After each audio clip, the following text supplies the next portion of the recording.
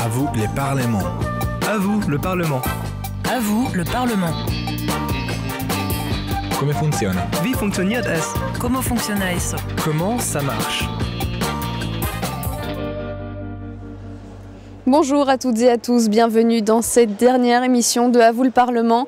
Depuis un an, Euradio Nantes vous fait vivre les enjeux du Parlement européen, les décrypte et les analyse grâce à des eurodéputés et grâce à des membres de la société civile. Pour cette dernière édition, nous avons choisi de nous intéresser à ce nouveau Parlement. Suite au scrutin du 25 mai 2014, 751 personnes ont endossé le costume d'eurodéputés, un costume tout neuf pour certains, raccommodé pour d'autres. Quoi qu'il en soit, ces parlementaires européens, nouveaux ou expérimentés, forment le visage du Parlement européen pour les 5 ans à venir. La montée des eurosceptiques a fait craindre un Parlement plus lent, moins fédérateur. L'attribution de postes a néanmoins laissé entrevoir une volonté des euroconvaincus d'être le plus soudés possible. Pourquoi le groupe de Nigel Farage est-il mis de côté? Comment les fonctions sont-elles partagées? Doit-on craindre un Parlement européen moins européen? Une eurodéputée libérale est avec nous en plateau pour en parler. Sylvie Goulard, bonjour. Bonjour. Vous faites partie du groupe ADLE, vous entamez votre second mandat ici au Parlement européen, notamment en tant que membre de la Commission des affaires économiques et monétaires, dont vous êtes également l'une des coordinatrices. Je pense qu'on a fait le tour plus ou moins de vos fonctions ici au Parlement européen. On va rentrer directement dans le vif du sujet. Est-ce qu'il est justifié de dire que le Parlement européen a un nouveau visage ? Bien sûr, chaque élection apporte son résultat. Nous sommes des démocrates, nous le respectons. Je crois que pour les auditeurs français, il est important néanmoins de souligner que la plupart des pays continentaux ont endigué la montée de l'euroscepticisme. Et à cet égard, la France est une triste exception, puisque aux Pays-Bas, M. Wilders a été défait. En Italie, M. Grillo est arrivé loin derrière le Partito Democratico de M. Renzi. En Allemagne, malgré l'arrivée de quelques éléments plus extrémistes, les grands partis traditionnels ont maintenu leur position. Donc effectivement, nous sommes démocrates, mais nous sommes également tout à fait résolus en tant que pro-européens à ne pas notamment laisser des gens qui n'ont pour ambition que de détruire et d'être payés à détruire arriver à leur fin. Alors on peut peut-être rappeler quelques chiffres. Le groupe de Nigel Farage, par exemple, le EFDD, a 48 sièges ici au Parlement européen. On a 52 non-inscrits, si je ne me trompe pas, 70 ECR, c'est-à-dire des conservateurs et réformistes. C'est quelque chose dont il faut avoir peur quand même? Des gens, comme vous le disiez, qui sont là peut-être pour détruire, ou du moins non, qui ne sont pas euroconvaincus. Je ne les mettrai pas tous dans le même sac. Le groupe des conservateurs comporte par exemple les conservateurs britanniques, qui sont peut-être moins pro-européens que d'autres, mais qui n'ont pas pour ambition de détruire l'Union européenne. Ils ont pour ambition de la changer, de la faire évoluer, ce qui est tout à fait légitime. Je ne partage pas forcément leur vision, mais c'est une démarche qui est beaucoup plus constructive. Nous avons des collègues avec qui nous pouvons tout à fait travailler. Ensuite, parmi les non-inscrits, il y a malheureusement le Front National français, dont on a vu le jour de l'élection de M. Juncker qu'il vient déverser des taux d'insultes et des tonnes d'insultes et de haine dans un hémicycle. Et c'était intéressant de voir les collègues des autres pays. C'était triste, mais c'était intéressant aussi de voir combien ce discours ici tombe à plat, parce que ça ne sert à rien de critiquer dans cette mesure-là sans rien proposer. Ici, on acquiert sa crédibilité par la capacité à proposer, le cas échéant, une alternative, mais une alternative crédible. Donc voilà, malheureusement, le paysage est ce qu'il est. Je crois qu'il ne faut pas non plus se laisser abattre. Il y a une grande majorité pro-européenne qui est en tout cas fermement décidée à continuer à prendre des décisions pour améliorer les choses. Nous avons entendu la voix des électeurs, mais pas pour prétendre que la table rase va nous aider, parce que c'est une illusion. Le but de Radio Nantes, c'est de voir ce qui se passe au niveau européen, mais on ne peut pas revenir non plus, on ne peut pas continuer cette émission sans revenir sur ce que les médias nationaux français ont longuement évoqué. C'est le fait que la France avait perdu, peut-être pas forcément en crédibilité, mais du moins en importance ici au Parlement européen. Est-ce que c'est le cas ? La France, comme chaque pays d'ailleurs, a l'influence qu'elle veut bien se ménager. Il y a plusieurs mois, moi j'avais écrit un petit livre qui s'appelle Europe, amour ou chambre à part, dans lequel donc l'été dernier, je dénonçais le risque de partis politiques français qui ne prennent pas l'Europe au sérieux. Les partis politiques français ne prennent pas suffisamment l'Europe au sérieux, notamment les deux grands partis du gouvernement qui sont le PS et l'UMP. Il n'y a pas de nouvelle génération formée à l'Europe, préparée à l'Europe. Ces partis se servent du Parlement européen pour opérer des recyclages assez scandaleux. Il y a des gens ici qui sont poursuivis, qui ont avoué eux-mêmes avoir commis des actes illégaux. Si la France continue comme ça, la France perd de l'influence. Mais d'une certaine manière, ce n'est pas non plus irréversible, puisqu'il suffirait Le centre a essayé de proposer des candidats un peu plus sérieux et engagés. Je crois qu'il y a des partis qui l'ont fait aussi en partie. Il y a des collègues dans toutes les familles, y compris le PS et l'UMP, qui sont des gens sérieux et engagés sur l'Europe. Mais je pense que collectivement, notre pays doit se poser la question de sa place en Europe, de ce qu'il veut vraiment à l'avenir, comment la France se voit dans 15 ou dans 20 ans. On est toujours dans les grands partis de gouvernement, dans une espèce de tango, on fait un pas en arrière, un pas en avant. Le fait de ne pas avoir un projet clair pour l'Europe, le fait de ne pas avoir de nouvelles générations qui s'emparent de sujets, le fait de ne pas laisser des parlementaires assidus, je pense à quelqu'un comme Jean-Paul Gauzès, je pense à Catherine Trautmann, ces gens-là étaient sérieux, assidus, appréciés, le fait qu'ils n'aient pas été mis en position d'être éligibles, a démoli une certaine partie de l'influence de la France. Jean-Paul Gauzès était l'un des coordinateurs de la Commission économique et monétaire. Encore une fois, il n'était pas de mon parti, mais je rends hommage à son action parce que c'est quelqu'un qui vraiment faisait le job ici. Encore une fois, ce sont les partis français qui ont décidé de démolir l'influence de la France. Et les électeurs qui ont voté aussi pour des partis extrémistes, évidemment. On va revenir aussi sur l'attribution de postes, la façon dont ça se passe. Est-ce que vous regrettez aujourd'hui qu'on n'ait que 2 présidents de commission parlementaire? On a notamment aussi une questeure pour la France qui est Elisabeth Morin-Chartier et puis une vice-présidente qui est Sylvie Guillaume. Est-ce que vous trouvez ça dommageable ou est-ce que ça ne va pas changer l'influence de la France?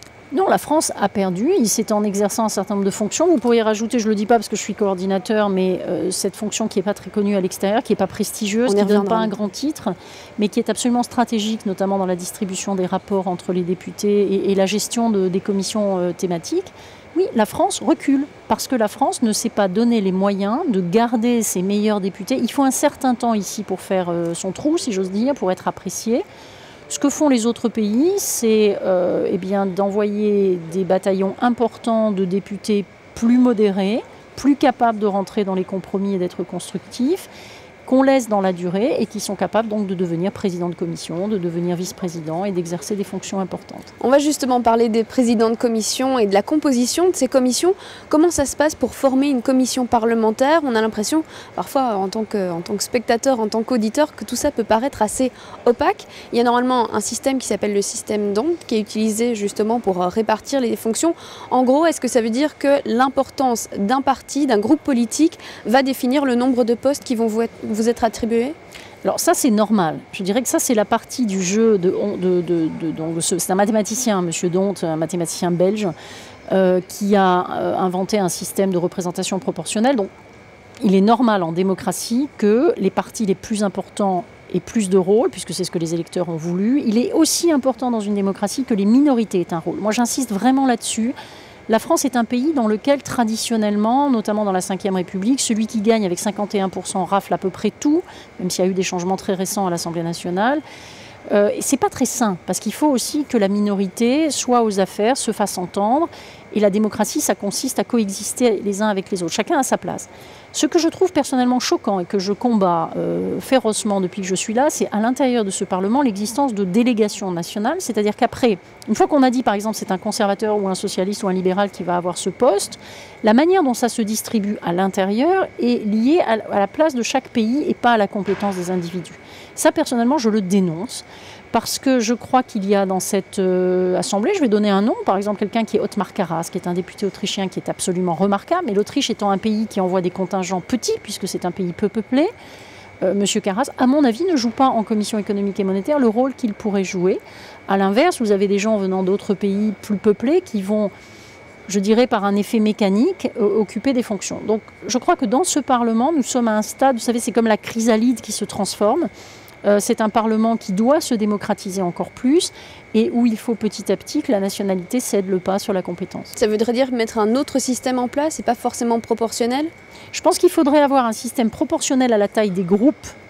Il y aurait un premier filtre en fonction de la taille des groupes et puis qu'à l'intérieur de chaque groupe, les choses se fassent par nomination, par vote, par qualification et qu'on reconnaisse les compétences. De toute façon, une société dans laquelle on ne place pas les compétences au premier plan est une société qui se prive d'une partie de ses talents et qui, dans la compétition mondiale, se tire dans les pieds.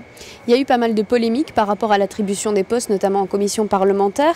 C'est le groupe de Nigel Farage qui a créé cette polémique, qui a estimé qu'en fait les 3 partis majoritaires, les 3 plus grands partis ici au Parlement européen, avaient refusé, s'étaient ligués contre le groupe politique de Nigel Farage pour qu'aucun poste clé ne lui soit attribué. Est-ce que ça a été le cas ? Non seulement de Nigel Farage, mais j'assume complètement en tant que coordinateur de la Commission économique et monétaire. Nous avons écarté d'une vice-présidence un élu de l'AfD, Alternative für Deutschland, qui est Bernd Lucke, qui est un des fondateurs de l'AfD, pour une raison simple, c'est que ce sont des fonctions qui vous donnent un titre vis-à-vis de l'extérieur, et les idées de M. Lucke sont totalement contraires au traité européen. Qu'il soit là, qu'il soit élu, les Allemands l'ont porté, très bien. On n'est pas obligé de lui donner un titre de vice-président de la Commission. D'autre part, être président de la Commission, ça vous donne, vice-président de la Commission Econ, ça vous donne accès à des informations confidentielles. Lorsque des individus affichent qu'ils veulent détruire le système, déjà, je trouve que l'Europe est bonne fille de les payer à se faire cracher à la figure, parce qu'en France, si on avait des gens à l'Assemblée nationale qui attaquaient autant la France, qui attaquaient autant la République en tant que telle, pas telle ou telle politique, je pense qu'il y aurait une certaine indignation dans la population de voir des gens cracher à ce point dans la soupe, pour dire ça avec un mot populaire. Ici, on a quand même des individus qui sont payés pour détruire, qui ne se cachent pas de vouloir détruire. Et donc, personnellement, j'estime que ma responsabilité, c'est d'éviter que la destruction aille trop loin. Pourquoi ? Parce que, par exemple, les thèses de l'Alternative für Deutschland sont complètement hostiles à certains États membres de la zone euro. Est-ce qu'on peut, avec l'argent des contribuables grecs, avoir des individus qui souhaitent la sortie de la Grèce de la zone euro, avec en plus des arguments qui sont tout à fait xénophobes, d'une sorte d'incapacité des gens du Sud à remplir leurs engagements ?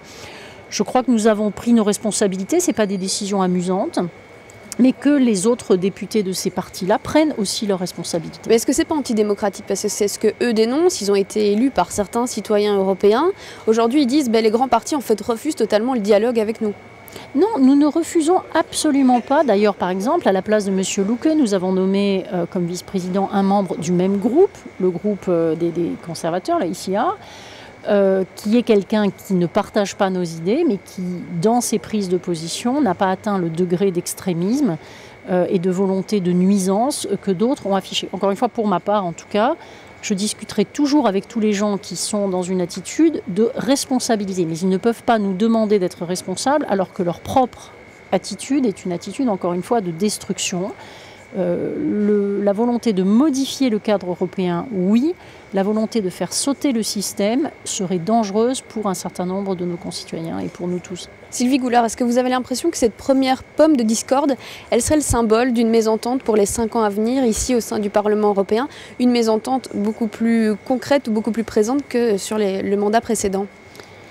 Je ne crois pas qu'il faille se polariser sur l'action de quelques individus particulièrement excités. La vraie nouvelle de cette session, c'est que Jean-Claude Juncker a été élu avec une confortable majorité de 422 voix par une coalition, encore une fois, qui a pris ses responsabilités. Notamment les libéraux, nous avons été complètement unis derrière lui, alors que nous ne sommes même pas dans la distribution des postes et des prébendes.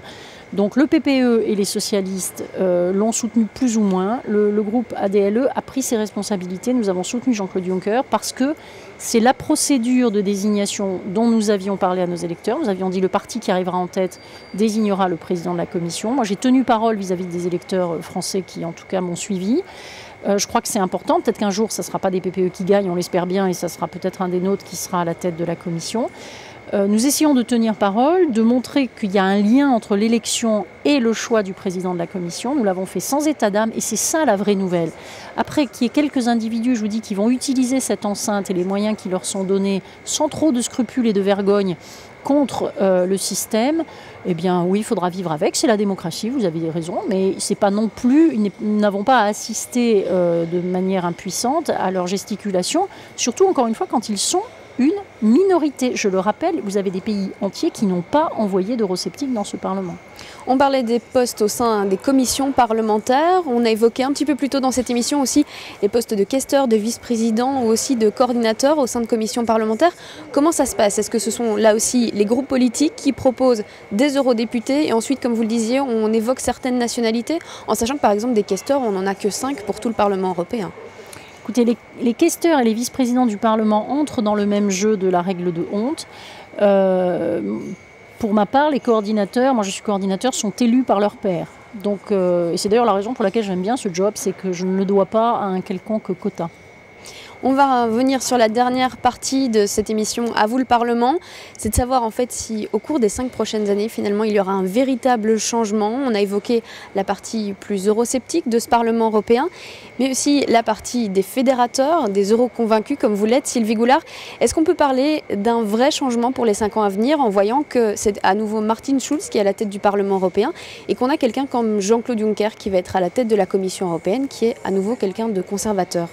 Vous savez, ça me rappelle ces histoires dans les jeunes qui envoient des CV. On dit aux jeunes qu'ils n'ont pas d'expérience, on dit aux vieux qu'ils en ont trop. Bon, on voudrait des jeunes qui ont 25 ans et qui ont déjà une longue expérience, et on voudrait des gens qui ont de l'expérience et qui ont poussé comme des champignons la nuit dernière. Donc, effectivement, Jean-Claude Juncker est quelqu'un qui est depuis longtemps dans le sérail européen.